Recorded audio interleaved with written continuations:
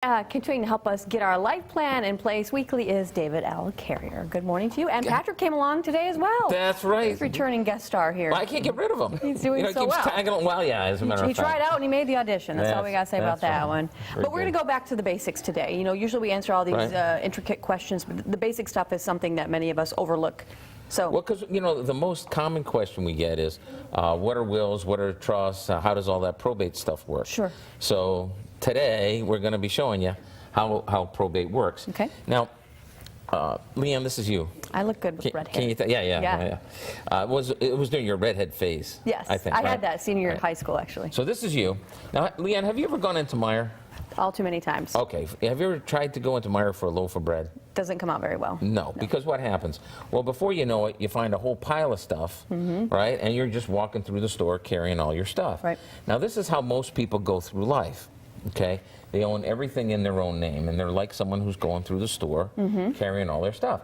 Now, what would happen if you were to slip and fall at Meijer? I'd lose it. Yeah. Go flying. Shall we test your theory? Sure.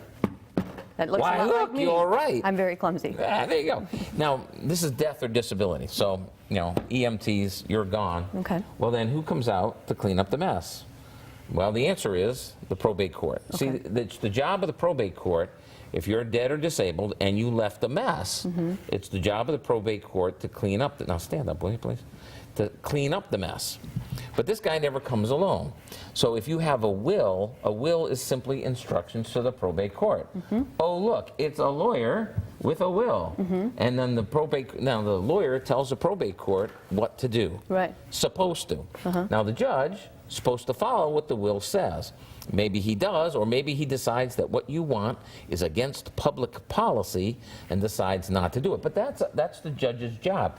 And it's the lawyer's job to tell the judge what the will says to make that happen. Right. But guess what? There's another person on the scene. And who could that be? Oh, look, it's probate costs. In addition to the lawyer, which is expensive in his own, now we've got all the rest of the hassle and stuff that comes along with probate. So the reason you want to avoid probate anyway is, number one, you don't want to make a mess. You don't want to get Justin here involved in cleaning up the mess. Right.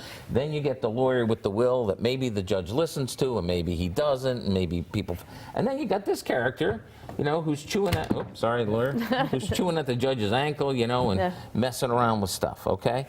All to get your things to the people that you want. So for me, for 25 years, this has been plenty good reason to avoid probate, okay? But as Patrick will tell you, in 2007, the game changed. And here's how it changed. Whoops. That poor guy. He's going to get fired from his role. Not Patrick, the lawyer. Appreciate it. Yes. No, because 2007, we got this guy, estate recovery. The law was passed in 2007. It was put into effect in 2011. But when they put it into effect, they went back a whole year. A whole year? A whole year. And what estate recovery does is, if you've received Medicaid, if you've received help with long-term care from the state, this lets them go back into your estate, reopen your estate, and recover, you know, the monies that they paid out. So instead of the usual 4 to 10% that you figure is going to be probate shrinkage, instead of worrying sometimes that the in-laws or people going to fight over it, make it worse, now if you received help with the long-term care, you got to worry about the state of Michigan coming in and glomming onto all your stuff. And when they started doing this back in 2011, the first thing they did was reopen estates going back an entire year. And they tracked down the beneficiaries. They got the stuff back from the beneficiaries, right? And since 2011, the state of Michigan has seized literally millions of dollars worth of homes and cottages and you name it that people thought were going to their beneficiaries but aren't. So why do we avoid probate? Well, who wants to deal with all this anyway? Right. And then since 2011, I just can't understand. I mean, our thing is, why in the world would you go to the only place where that guy lives? Right. Why would you do that? Can't come up with a reason. Not a good time, that's for sure. So that's why we always seek to avoid probate. See, before 2011, there was an argument on the other side. You could say, oh, it's not that bad. Oh, I'm not so worried about et cetera, et cetera. You could make an argument. But since 2011, I just don't get it. So the best thing is for people to come to one of your workshops to get this all sorted out. Exactly right. We do these workshops here in Grand Rapids every single week, and we have on alternate weeks we're either in Muskegon at the Muskegon office or in Holland. Okay. So if you're in Muskegon or Holland, come on down. We'll show you how all this stuff works. Sure. And there are ways around. You know, we're going to do our next segment.